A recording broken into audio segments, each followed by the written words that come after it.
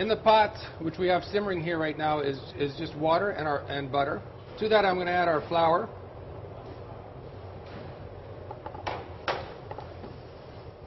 What I want to be able to do here is cook the flour and butter until the flour begins to pull away from the side. As you can see, it's starting to do there right now. One of the great things about this recipe is it allows us to prepare something that we can actually put in the freezer, our IQF, to use at a later time. And it's a wonderful technique, individually quick frozen. What we'll do is once we make our mixture, we can then pipe it out, cook it, freeze it. It's a wonderful convenience food, and I'll show you that as we proceed. What you can see here, we have our dough, which is pulled completely away from the sides. I'm going to put a little bit of salt. Now, you know there's pinches of salt. Now, how many pinches of salt or how many fingers is more important? We have the 2-pinch, we have the 3-pinch, and then we have the 4-pinch. This is about a 2-pinch. And we're going to add our eggs, a few at a time. This can also be done in a small mixer. If you have one at home, I would just take this out of it this time, put it in your mixer with the paddle attachment, turn it on to a low-medium speed, and begin to add your eggs one at a time. Be careful that those eggs don't fly back up at you as you're mixing in. Some of the other ingredients that we're going to be adding to this is going to be Dijon mustard. I'll just go ahead and put some of that in here right now as we're working that.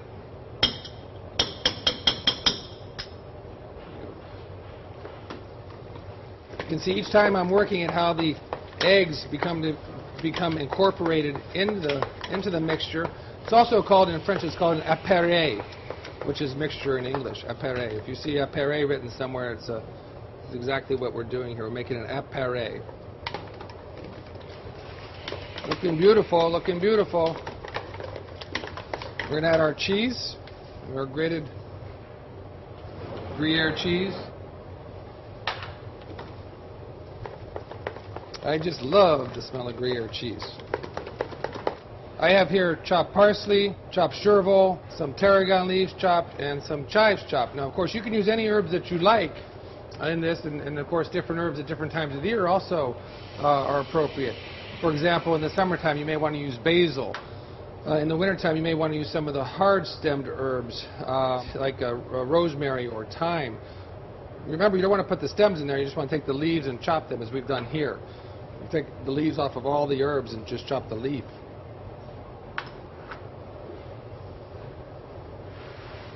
Get that nice 4-pinch in there. And there we have it. That's simple. Now we're going to show you how to cook it. We have our puree in our pastry bag. We use disposable pastry bags, a little more sanitary. We have a number 8 tip here, which is a 5/8 inch diameter hole. You can use them bigger or smaller depending on the size of the gnocchi. We have our simmering water here. It's slightly simmering. We don't want to have it going too rapidly. And we're just going to squeeze it very simply, the length we want, and cut it. Of course, if you have an ambitious young daughter or son who loves to cook, this is a wonderful thing for them to do. Now remember, gnocchi is a dumpling, and dumplings are cooked when they come to the top. So you can see them already starting to surface.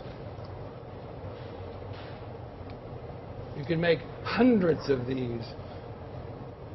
Gnocchi in Italian is little lumps. We like to call them little pillows. And of course, the Italian version, this is the French version of Bouchon.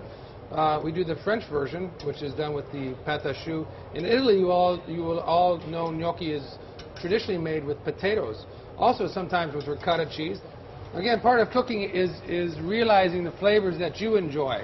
I love the taste of Gruyere cheese and mustard and herbs together. Of course, if you don't like those, then you certainly don't have to use them. You can adapt this recipe, and that's the wonderful thing about cooking, is you can adapt the recipes to your flavor profiles that you enjoy. So now we have our gnocchi cooked. We get to that point I spoke of earlier of IQFing, or individually quick freezing these. We're just going to drain those as well as we can. Once we've drained them, the excess moisture, we would take them And then we put these in the freezer until they were frozen.